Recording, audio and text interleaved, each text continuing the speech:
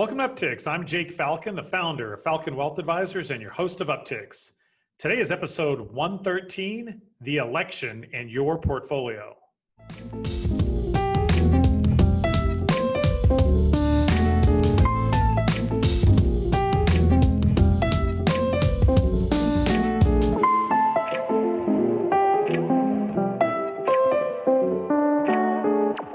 Okay, thank you for joining me back on the show. I hope that all of you out there are staying safe and healthy during this horrible pandemic.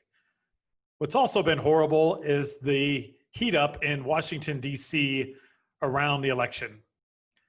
Now, for some people, it may be their favorite time every 4 years, but for me, it's awkward, it's uncomfortable, it's unprofessional, I don't like it.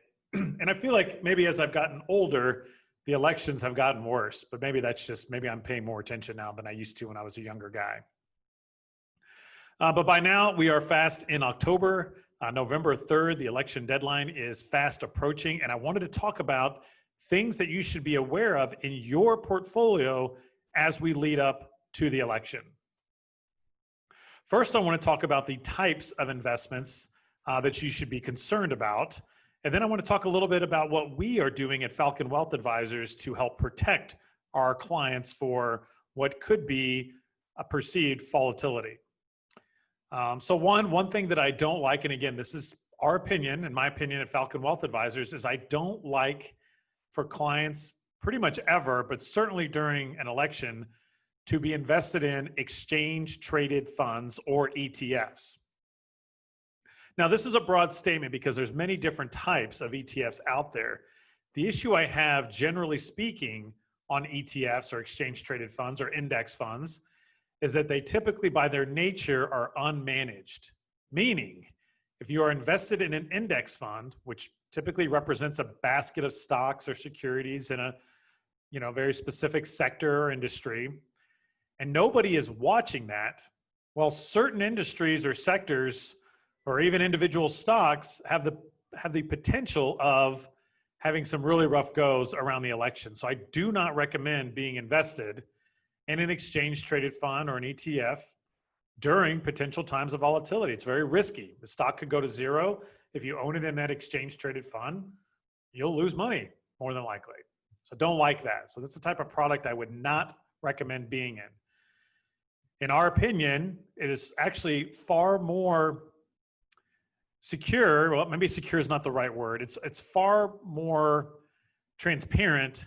That's a good word. Transparent buying or owning individual stocks and bonds, because you know exactly what company you own and you'll be able to see how it performs during an election or volatility in general, and potentially we can make changes.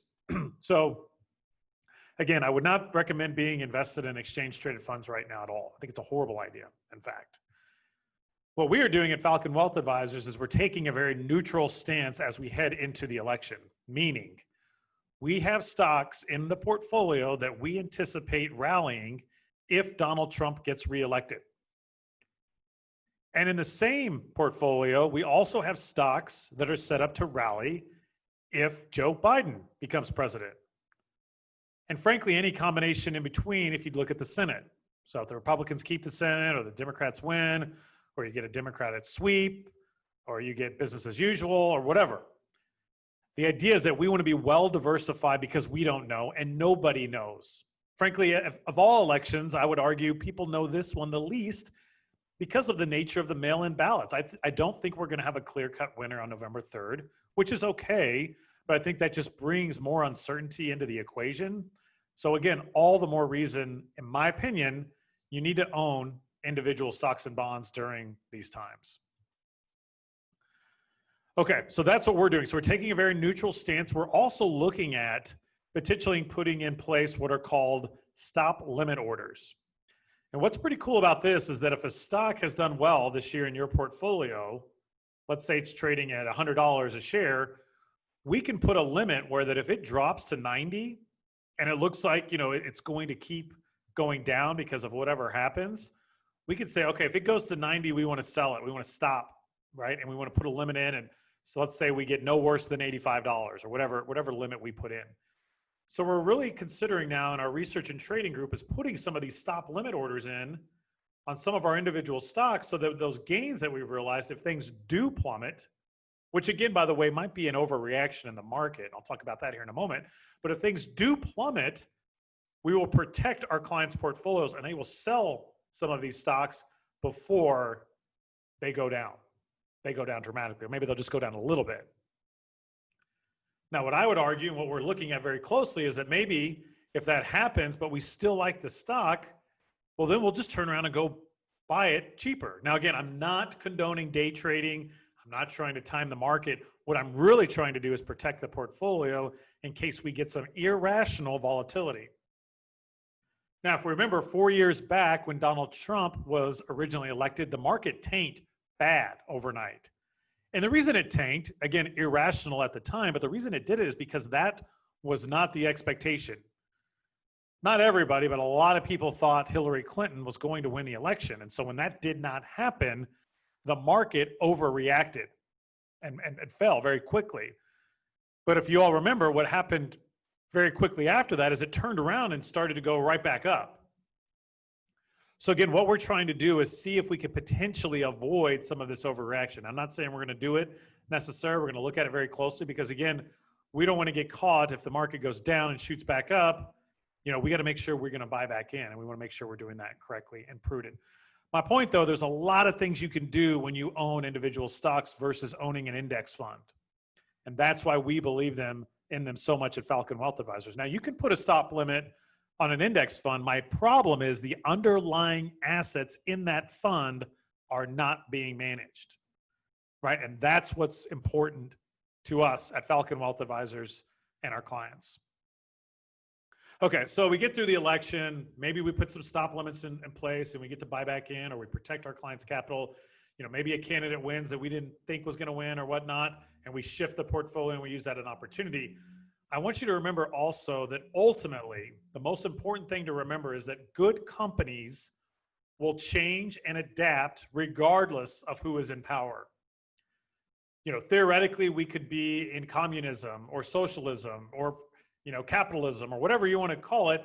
In the end, a good business owner or a good board or a good investor is going to make good decisions, and ultimately good companies will emerge.